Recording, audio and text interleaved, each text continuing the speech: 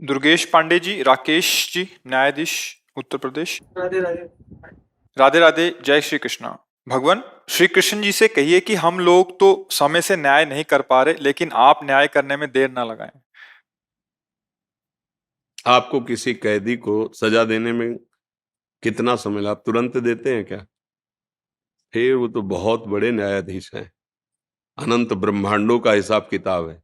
पर जब नंबर आएगा तब वहां वकील की जरूरत नहीं है, क्योंकि आप साक्षी के अनुसार ही सजा दे सकते हैं, और वो स्वयं साक्षी है, उनको किसी साक्षी की जरूरत नहीं। बहुत बड़ा सिस्टम है। पर जिस दिन हिसाब होगा, अब देखो, जैसे लोग कहते हैं कि भगवान को तुरंत कर देना चाहिए। आपके हाथ में कैदी भी है, आपके हाथ में साक्ष्य भी है, लेकिन आप तुरंत नहीं कर सकते। उस पर कई तरह के विचार करने पर, और फिर उसको आजीवन सजा। गलती हुई 15 मिनट की, सजा आजीवन की हुई, पर सजा देते देते कई महीने लग जाते हैं, वर्षों लग जाते हैं। पर जब सजा दे दी गई, सुना दी गई, अब कोई उसकी काट नहीं होती, फिर उसको दंड भोगना पड़ेगा। ऐसे ही है, जैसे इसका सिस्टम है, जैसे पापाचरण कर रहे हैं और पूर्व के पुण्य का विधान हमारे ऊपर लागू हो गया है, कोई संकट नहीं आएगा, कोई विपत्ति नहीं होगी, कोई अपमान नहीं होगा, और उसको लग रहा है बड़ी मौज है। और जहां वो पुण्य सिस्टम उसका खत्म हुआ और ये पापाचरण और पूर्व स्टाक पापाचरण दोनों का ज्वाइंट हुआ, अब जो विध्वंस मचेगा उसके जीवन में, वो सह नहीं पाएगा। अब जैसे धर्मात्मा पुरुष ठीक से चल रहा है, पर उसका पाप भोगने का समय आ गया। अब वो बहुत ठीक चल रहा है, पर हर कदम लड़खड़ा रहा है, हर कदम उसको विपत्ति आ रही है, हर कदम अपमान मिल रहा है। अगर वो धैर्य से इसको भोग ले और पूर्व का सुकृत और अभी का धर्म दोनों मिलेंगे, प्रकाशित हो जाएगा। अब ये जरूर है कि हमारे मालिक का रजिस्टर थोड़ा विलंब से खुलता है, पर जिस दिन खुलेगा फिर किसी की ताकत नहीं है कि उसकी रक्षा कर सके।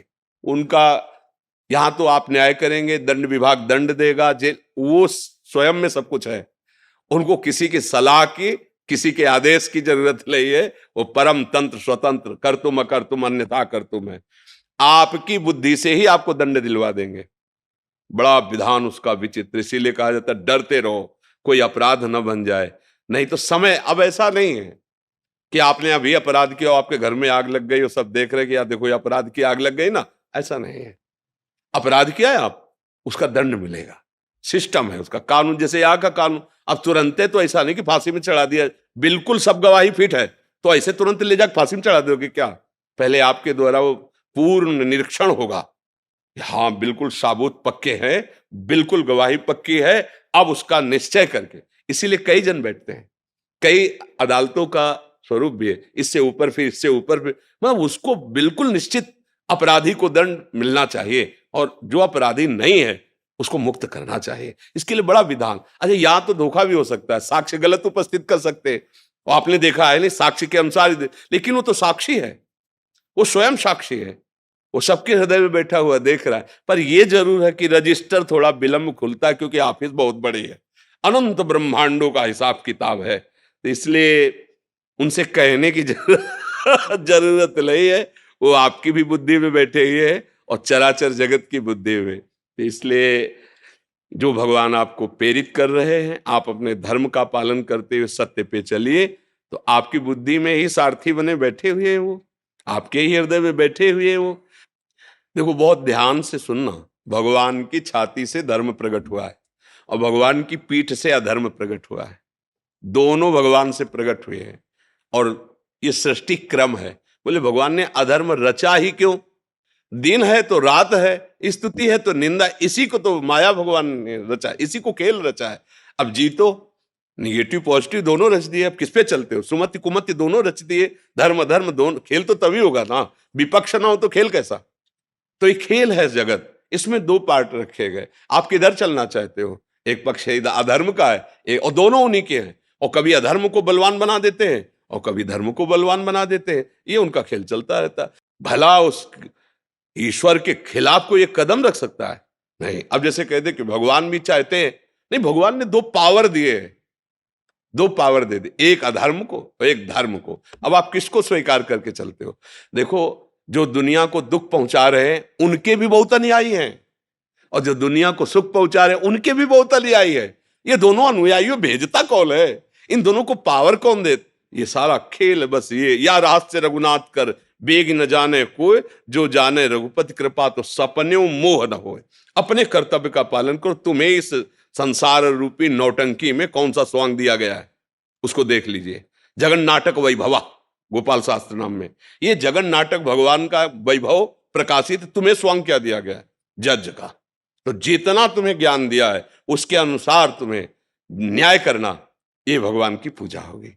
भगवान का स्मरण करते हुए किसी के धन या किसी के बल प्रभाव से दब करके न्याय नहीं, भगवद आश्रित होकर सत्य पे, ये भगवान की पूजा होगी। और जब भगवान प्रसन्न हो जाएंगे तो इस स्वांग से आपको मुक्त कर देंगे। चलो हमारे इस खेल से हटो, त्रिगुणात्मिका माया के, आओ परमानंद खेल में खेलो। अलग अलग खेल है, ये मायाकृत खेल है और एक दिव्य प्रेम लीला है भगवान की, जो भगवान की चिदानंद धाम में निरंतर होती रहती। बड़े बड़े महाभागवत भजन करके वो उसे प्राप्त करते हैं। तो उनसे कहने की जरूरत नहीं है, वही सब रूपों में अपना विस्तार करके खेल रहे हैं। निवेदन है महाराज जी, हाँ जी, एक बार हंस दीजिए आप, हाथ ऊपर करके। नहीं तो ऐसे कैसे हंसते मतलब अब जैसे कोई ऐसी बात आवे ना, अब जैसे रोल में हंसला हो तो अलग है, ये जो हंसी होती है ना, ये आनंद की छकन में होती है। जैसे कोई भागवतिक बात कही और एकदम हृदय आनंदित हो गया, उस वो एक अलग। अब जैसे बनावटी में हंसा जाता है ना, तो उसमें स्वाद नहीं होता है। नहीं देखो ना, जैसे नाटक में भी तो हंसते हैं तो उसमें स्वाद थोड़ी होता है। एक ब्रह्मानंद की छकन में, भगवदानंद की छकन में जो हंसी आती है वो लुभायमान करती है। और ऐसे हंसना लुभायमान तो कॉमेडी नहीं, कॉमेडी कहते, क्या कहते हैं? हाँ, मैं अंग्रेजी नहीं अभी अंग्रेजी ले आती, तो इसीलिए तो उसमें क्या हंसी में है। इसलिए पर हमें अच्छा कि जैसे आप जैसे विज्ञ पुरुष, आप जैसे हमारे राज्य पदों में विराजमान जन यदि सत्य को, धर्म को लेकर चलेंगे तो हमारे समाज को बहुत बड़ा लाभ मिलेगा। क्योंकि अगर जो आप जैसे बड़े पदों में बैठे हैं, अगर आप धर्म को नहीं जानेंगे, सत्य को नहीं जानेंगे, तो कहीं ना कहीं आप किसी के दबाव में आ सकते हैं, धन के दबाव में आ सकते हैं, किसी के बल के दबाव में आ सकते हैं। और अगर आप धर्म को जानेंगे तो आपको फोन भी आवे कि फिर हम आपको देख लेंगे, कुछ नहीं हो सकता। हरि का भरोसा हो, पक्का कहते हो, सत्य पे चल रहा हो तो कोई कुछ नहीं कर सकता। बिल्कुल नहीं डरना चाहिए। अब अगर हमसे अधर्म हुआ है और वो ओपन नहीं हुआ, प्रकाशित नहीं हुआ, तो फिर हम ठीक करते हुए भी फंस जाएंगे। वो जो दंड हमें मिलना चाहिए, तो इस समय हमने अपराध नहीं किया पक्का, पर वो जो प्रकाशित नहीं हुआ पाप, अब वो आया है। इसीलिए जो विज्ञ जन होते हैं चुपचाप सह लेते हैं कि ठीक भाई, हमसे गलती नहीं, पर हम जानते कोई ना कोई गलती हमारी है, क्योंकि वो जो साक्षी है वो हमें दंड दे रहा है।